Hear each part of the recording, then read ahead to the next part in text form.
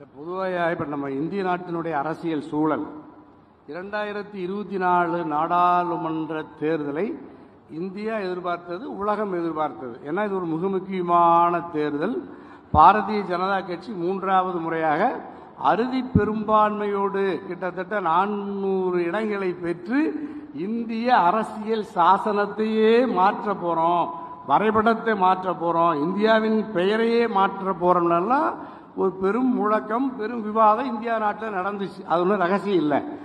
இந்த தேர்தலில் பாஜகவினுடைய அந்த கனவை தகர்த்து ஜனநாயக சக்திகள் இந்தியாவில் வலிமையாக பாஜகவினுடைய அந்த அறுதி பெரும்பான்மையை தடுத்து நிறுத்தி கட்டுப்படுத்திய ஒரு முக்கியமான தேர்தல் 2024 தேர்தல்.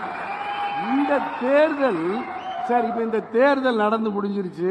இந்த தேர்தலில் பாஜக தனி பெரும்பான்மையோடு ஆட்சிக்கு வர முடியல. பீகார்